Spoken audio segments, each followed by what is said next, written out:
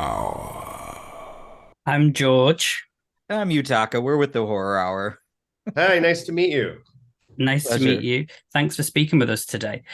Um, so I thought we'd just dive straight in. I mean, you have been with the VHS family since like day dot, basically, obviously all the way back to directing Amateur Night in the first VHS, and then obviously going on to sport it throughout. But how was it coming back into the fold as a director after so many years and the success that this franchise has come upon? Well, it was something that I wanted to get back to in a lot of ways because I've been very fortunate. I got to make some feature films. Making a feature film is a bit like piloting an aircraft carrier, especially a studio movie. It's a large, unwieldy machine that has rules. And way back when we did the original VHS, it was a very small, intimate group of people shooting a movie. We like to say, those indies were held together with bubblegum and duct tape, and it's a low friction environment where you have a lot of freedom to explore. And I wanted to get back to that. I think it was time to sort of return to the garage band style of filmmaking. And honestly, it was liberating to go back to it and challenging. It's both. I found myself both wanting to do it more, but also admiring kind of the things you get away with when you're, in your 20s. Well, I mean, I'd like to know what were some of the challenges because you filmed the wraparound, which can be it's so detrimental. I think how it has to interweave with also the existing stories as well. Yeah.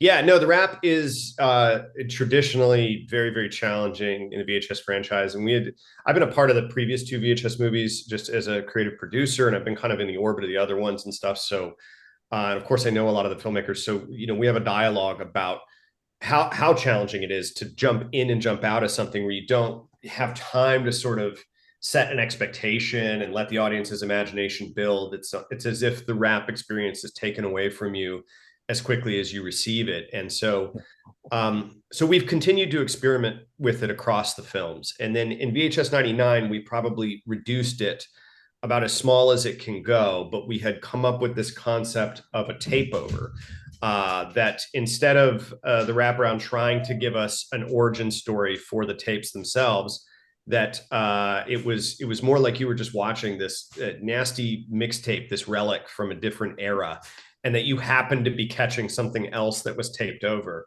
And so that presented really, really unique challenges. And in that, you'd only be capturing fractions of a story, and you would have to feel implied narrative off screen. Things happened while we were gone, and now we're coming back to it. And there's an eerie, incomplete sense to that. And so I was excited about that. And with that, we Evan Dixon, who wrote the piece, and myself just conceptualized something that didn't really try to explain the origin of the tapes. Really, again, it's just the base layer in what you're watching, and we shot it last, so it's definitely influenced by all the other shorts. We got to watch what all the other filmmakers were up to, Oh, okay. and we were like, what's a centerpiece to all this? What's the rug that ties the room together in some ways? And I loved that several of the pieces dealt with professional characters. It wasn't just random teenagers wander into a situation, which is often a typical horror template, but that you had people with jobs. You had a sense of duty in that respect that can sometimes work well and interestingly with horror. There was a sci-fi element in one of the shorts. There was body horror. Mm. So there were all of these different influences that we got to put into the rap. And yeah, and we just ran with it. The other kind of discovery this time was that maybe if it was a made for TV documentary, that it wouldn't, at least in the beginning, seem like found footage. It would seem like edited, curated footage by some news program that had already gotten to the tape that you're seeing and has given you this presentation. That felt like an appropriate relic from the era. And I just was excited by the idea. I like coming out of the shorts and landing in a voiceover and getting some period specific synth music and kind of trying to unpack this mystery. So yeah. And it definitely Love had that. And that. obviously, you know, the 80s and iconic era, and when you're given that brief or it's kind of decided, okay, we're doing 85, how do you begin to step back into that nostalgia from a filmmaking perspective? One thing we did talk about was that, I mean, how do you conceptualize a decade when you put a year on the title? It's like everybody has their own experiences, their own ideas, their own, reference points in pop culture that they bring to it. We know that the kind of pop version of 80s has been well explored in recent years. And I think a lot of the filmmakers were inspired to go darker, a little bit grittier, a little bit more on the video nasty side of things. And so I think our rap actually ended up the most referential in some ways. Like maybe that's just because Evan and myself spent a weekend in a cabin brainstorming, and we just happened to watch Videodrome, From Beyond, and Dreamscape. So I think it that's awesome. Like those were the three movies. I love that. We metabolized that somehow, and it's up there on screen. So okay, yeah. I could. Oh damn, yeah. No, I could see that. Yeah. That's really good. With just the success of VHS, but what I'd like to know, you said you started or you filmed yours really after you'd kind of seen or saw everyone else's. What did you enjoy about their segments?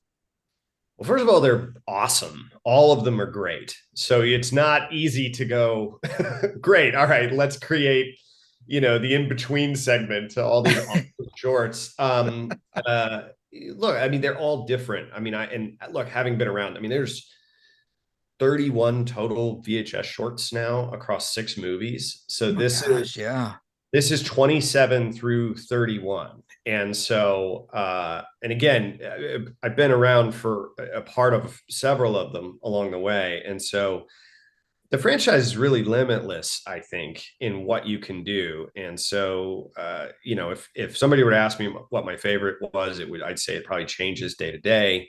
There's so much to love. And so I think even with this installment, I think each of the shorts was just doing its own thing.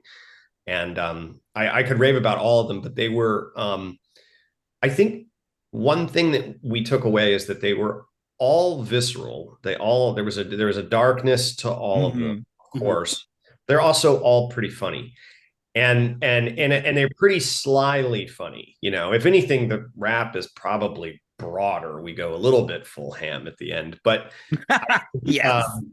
We just went for it. But I think I think we pulled from that. I think I liked how sly the humor was across the film. That was something that stuck with us. It's really good. And then I suppose one final question for me: if people who are watching this into haven't seen the film yet, how would you describe it in a sentence?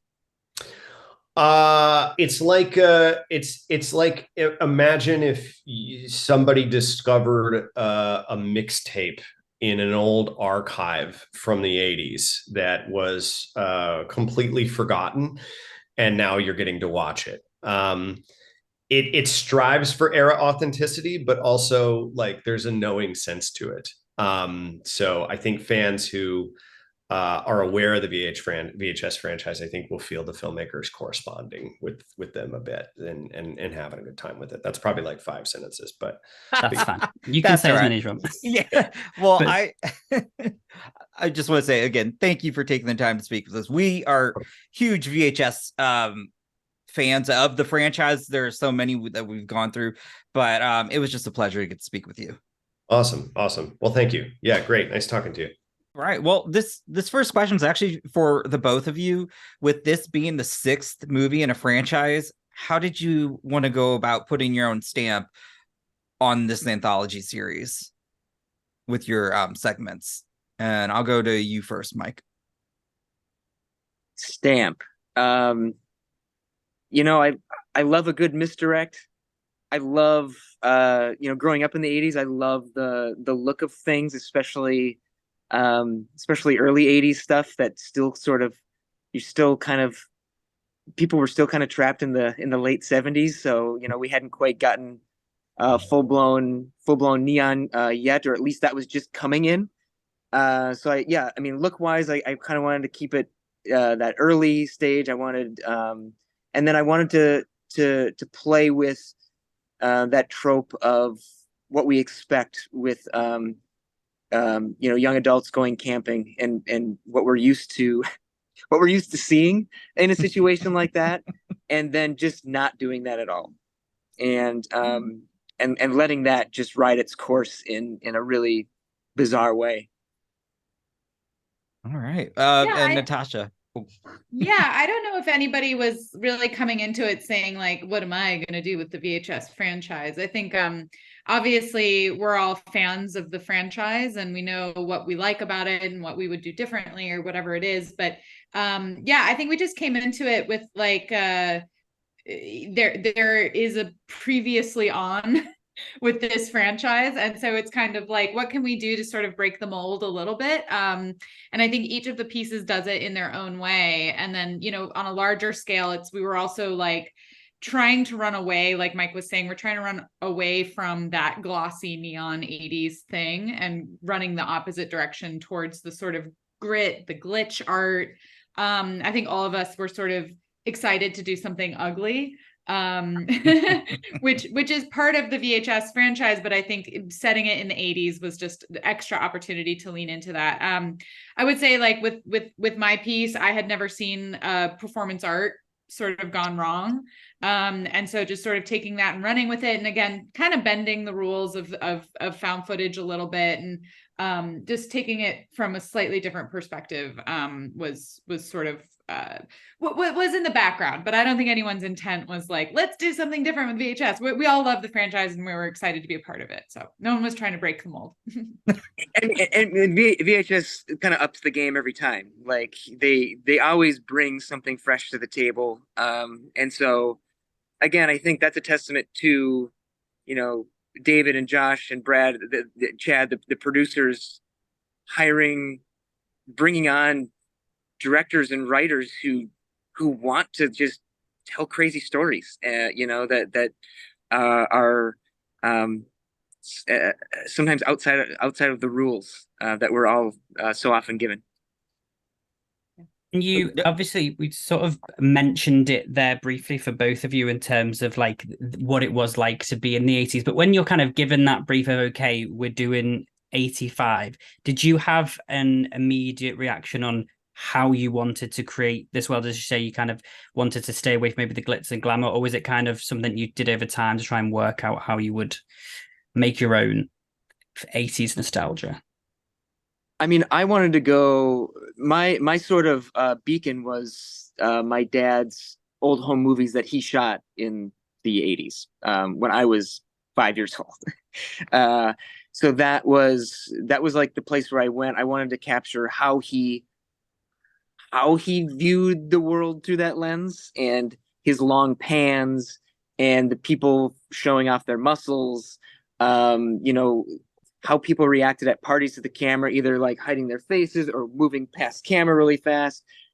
Please don't film me. You know what I mean? Like there was just a really fun truth to discover in that, and that's really where mine, at least the vibe and the feel, sort of jumped off from, was exploring those old tapes. Mm-hmm. Yeah, I had always grown up loving like sort of cyberpunk world, just the aesthetic and everything about it. I kind of, you know, fell in love with William Gibson really early on. Blade Runner, of course, you know, Tron, all that kind of stuff was just always really captured my imagination as a young person. And so you know, to have the opportunity to bring that sort of like a little tip of the hat to that world was a lot of fun.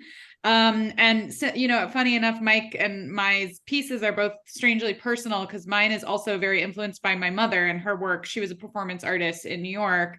And so a lot of the archival videos and sort of the black box theater, the black box theater of it all is also rooted in something that I just grew up around. And so marrying those two things, the sort of 80s cyberpunk with that 80s performance art world, was really personal and very much just like a very joyful process. And then of course you destroy everything, but I mean, it wouldn't It's a be VHS like, movie. yeah. Exactly. But yeah, very personal. And I think you know, a lot of the pieces are very personal. I know Gigi's piece is also has a lot of like sort of her own family's story linked into it. Scott's segment features his sons, which is so cool. So there's a lot of sort of personal connections on throughout all of the pieces, which is a nice thing that doesn't necessarily have to happen, but it's kind of cool that it worked out that way. I freaking love that. I mean, it's always interesting, I think, from 94, 99, when George and I have spoken with the directors, that immediately once everyone's, I guess, selected, that you all are in a group chat, or you all are just like conversing how you're going to, you know, make this all work. And it just sounds like almost like a family. And I freaking love that.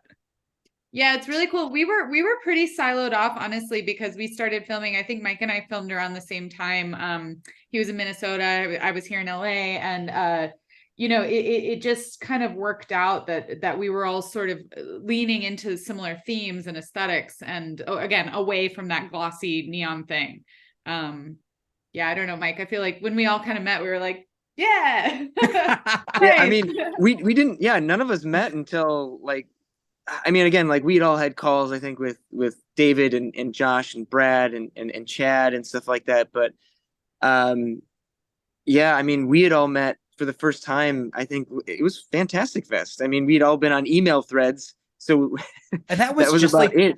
Oh my goodness. Like that, yeah, there was no connectivity between us in terms of how you make the shorts connect. It was just, and I think that's also a testament to somebody like David and Josh pulling us in and just saying go, and risking that, but also I feel like knowing that there's going to be that it's going to work. And I think, I mean, you look at the past VHS films, and especially in this, we'll call it the time trilogy, you know, the 94, the 99, the 85. There's a really amazing like cohesiveness of like what those three VHSs bring to the table, and I think, you know, VHS goes right along with that.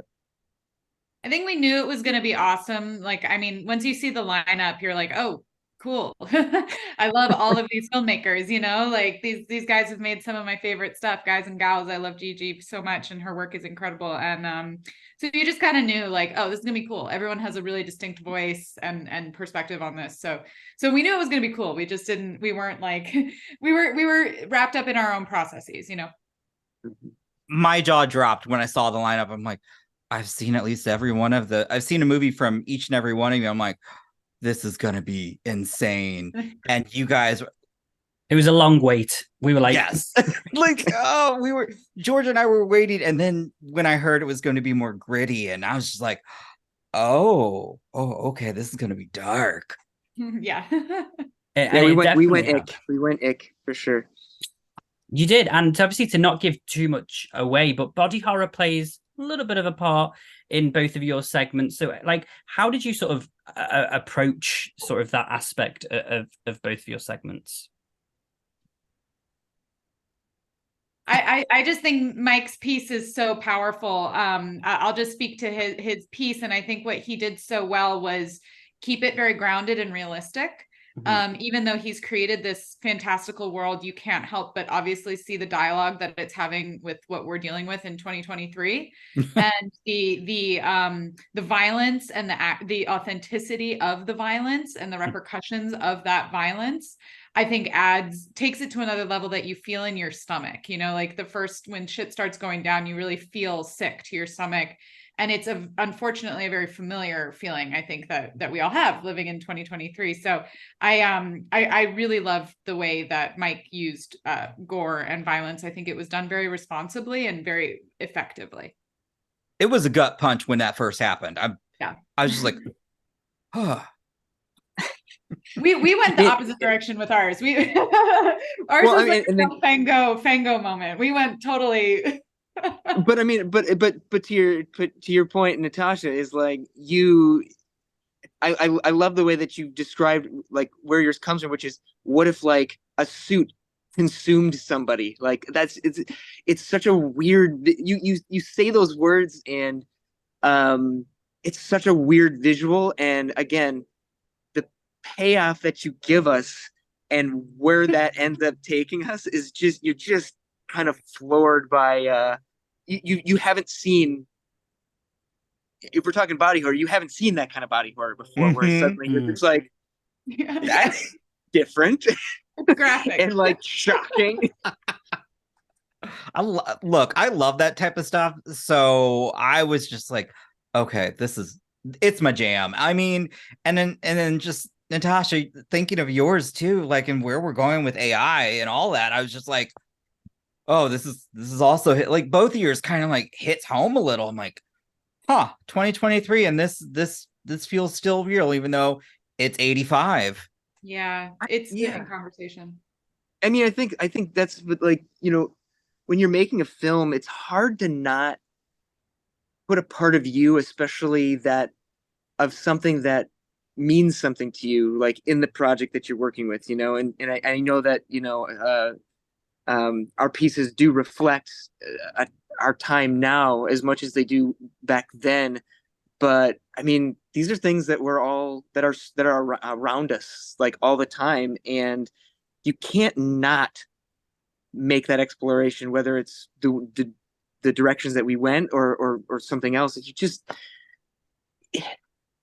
You have to explore those things. You have to explore those, and in this case, those horrific moments, and what they mean to you, and what you feel about them as a storyteller and a filmmaker. Yeah, and that was what was really cool about taking the years and then taking it so far back, because even like 99 isn't that long. Like I remember 99, Same. It was cogent human at that point. But 85, I think something that each of the pieces do. I mean, even talking about Gigi's, which is pulled from a literal day in time.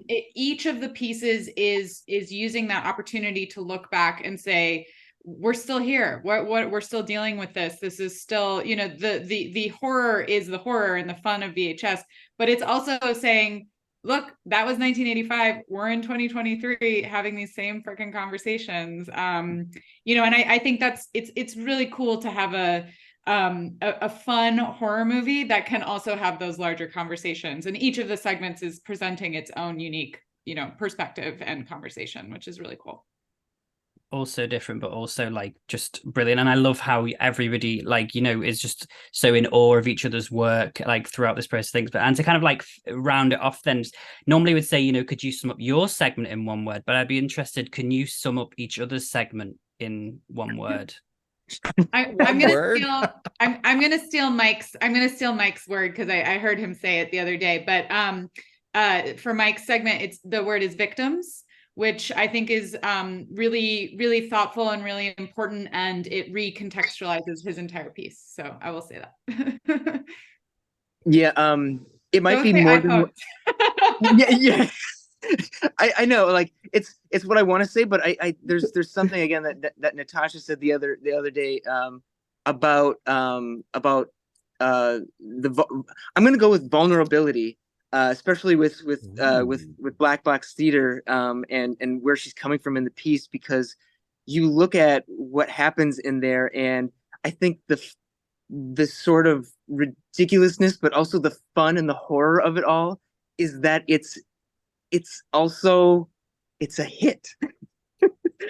and that to me is the strange double-edged sword of her segment, is like, it's a successful performance, and damn, it gets fucked up. I want to say thank you to both you, Mike and Natasha. We both enjoyed it, and we're just so thankful that we got to speak to you about your segments. Thank you so much. Thanks for having us. Yep. It's the horror hour. It's the horror hour. How's it going? Great. How are you? I'm better now, boo. I'm better now. Well, first off, just congrats on your segment. It was freaking amazing. Thank you so much. I appreciate that. So what I'd like to know is once you found out you were going to be in the VHS I guess franchise and you were given the year 85, like did you already know immediately what you wanted to do? No, no, not at all. I'll tell you what happened here. uh, I'm, another example of a wedding crasher. I just completely crashed the set of 99. I'm pretty sure it was. I just showed up. And what's funny is that Robert Cargill, Scott Derrickson's writing partner, he was so kind and he let me know, hey, I just saw on your Instagram that you're in LA. I'm like, yes, I was there for something very different. Just can't even remember, editing something. And he said, well, there's space for one more on VHS. I was like, there's another VHS? Like, didn't one just come out? And he's like, yeah, and they're actually filming the next one as we speak. But there's another one right after that I'm in. I'm like, what?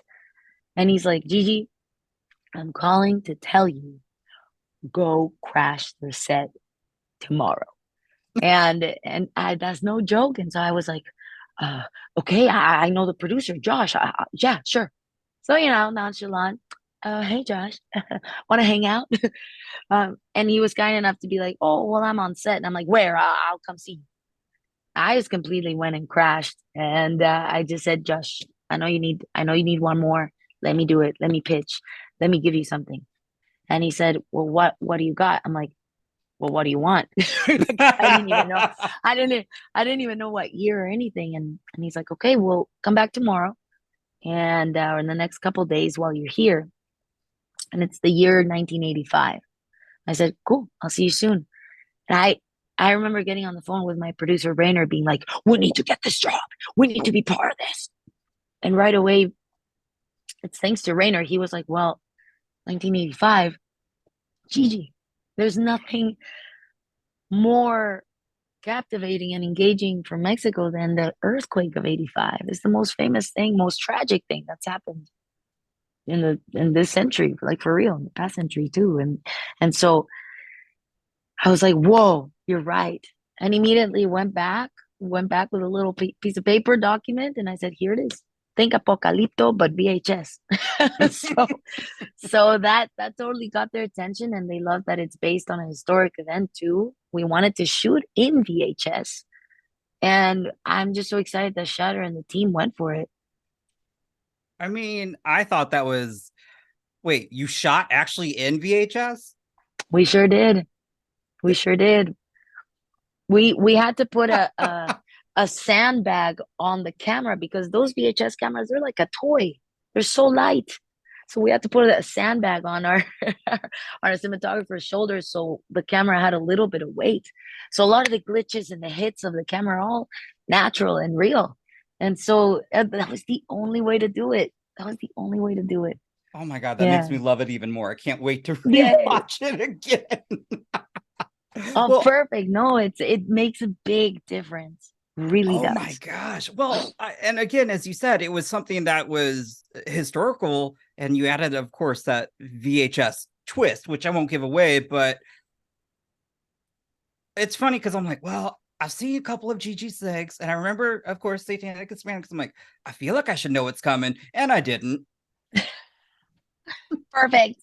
That was the goal too, because I mean, if you're gonna be part of the VHS franchise, you gotta have something after something, after something, after something, always. I think that's what makes this franchise still such a hit, because you always, in all the segments, think you know what you're getting into, and you end up being slapped in the face multiple times. Because it's like no filter kind of movie. And so definitely that was the goal, was to really keep people guessing, where the hell is this going? Also, one of the great things, I mean, I love the 80s, but I kind of like how you all just went a very dark route. It's not fun, happy, like the colors. This was muted and just like it was meant to unsettle you. Were you excited when you saw everyone else's themes? 100%. And I'm glad you bring that up, actually. I'm glad you noticed that, because that was the first thing that the producer said to us was, don't go typical 80s of colors and neon and Stranger Things, basically. Don't go the typical aesthetic that everyone thinks the 80s is. 80s was dark. They always told us 80s was no boundaries, was a very fuck you time. I Yeah. do what I want. And they wanted us to go that dark. And let me tell you a little secret. I was the last before the wraparound to shoot. I was the last filmmaker to shoot before David Bruckner's wraparound. And so they were waiting on me. And I remember before filming, because I got hired right at the last minute too. And I'll never forget how the producers and Shudder sent me only Scott Derrickson's segment. And I think it was a rough cut by then. It was still amazing, of course. And they sent it to me being like, okay, this is how dark and how good we're expecting everybody's to be. Oh my God, And the so I watch pressure. it. Oh yeah, the pressure, honey. The one sweat. You got it. You got it. And I remember watching a segment, Dream Kill, and I was like, all right, sounds good. And it was very clear, wow, what this, this installment of VHS had in store. Because his is nasty. Like his goes there. I mean, as the director of Sinister and Black Phone, of course it's gonna go there. But that helped. That helped prove that this is totally a much more grittier and raw, real version of the 80s, for sure. I mean, oh, makes me shudder now thinking about it. What do you hope people take away from your segment? Oh man, a lot. But I really hope for those that didn't know about the earthquake, I really hope people do the research and even notice that we based our opening of our segment on real news anchor people. May they rest in peace. That's how they died on live TV. It all fell on top of them during the earthquake. I hope people take out of this that this is an actual thing that happened. And also, what's really interesting is that I really hope people are open to the idea that places like Latin America or Mexico have so much more folklore than just our violence and just third world country problems. Like we got a lot history and mythology, and every year we have an earthquake in Mexico City. We're on top of the Aztec Empire. We're sinking. So something's telling us something. So I just always want to do something that people will have something to look forward to in their research, that they want to go find more. So yeah. I mean, I knew of some things. I didn't know of that. Wow. Mhm. Again, Yeah. dark. Very dark. Like, listen, even for our actress playing the news anchor, and it was very hard for her to do that role. And she's a very popular soap opera actress for Televisa, the actors that we had, Gabriela, and our lead actor, who's the guy with the camera, Luis. His name's Ari. He's in Satanic Hispanic, same guy. He remembers clearly when he was younger in '85, while he was having cereal for breakfast, watching the news and seeing that woman, exactly same dialogue, being like, everybody calm down. There's an earthquake. We're going to be fine. He remembers it. So for the actors, it was quite intense to do. And I think they really show it through their performances. Like they really are so into it. And they felt so claustrophobic. And we had on purpose small sets that we built. So they felt that. And it was a ton of fun. Scary, but it was a ton of fun. Wow, I don't even know what to say. I mean, because look, I'm a huge VHS fan, so this installment, and just hearing all this just makes me love this even more. I mean, this was a Thank you. wild installment of the franchise. So I guess one of the last questions, because I know it's always something that you do, what's the last horror film that you tricked your folks into going to see? I totally made my mom watch. I told her it's like a new ET, ET of the future. No one will save you. Uh, she hated it. She hated it so much. I'm like, Mom, there's like a new ET movie with aliens and a little girl, and She's like, "Oh, I love it so much," and we watched it. My mom's like, "Ah!" Like my mom was like, "This is horrifying." So that was definitely the last one I tricked her into doing. Oh my goodness. But you know, my mom is the only person that has seen my segment apart from the screenings. She's the only person that has seen it because I needed to see that reaction of somebody that survived that time, somebody that lived it. What was her So reaction? she definitely was very, because most of the time she makes a face and she's like suffering through it, but the impact on her, I could tell she was so quiet throughout that first 60% of it, quiet and just almost like with a lot of emotion. She didn't know how to express it. And once the twist begins, she's like, "I know, ay puta madre, I know." Like she was like, "That's enough for me." Like she definitely was like, "Just when you were making me suffer, you make me suffer more." But it's true. So I was like, okay, it's working. Okay, Well, it's working. Gigi, it's a pleasure getting to speak with you, and I couldn't be more happy for you to have all this stuff that coming out, and just thank you Thank for you. taking the time to speak with me. Always, always. I'm sure we'll talk soon. Yes, you have a good rest of your day. You too. Bye. Bye. You have been listening to the Horror Hour. See you next time.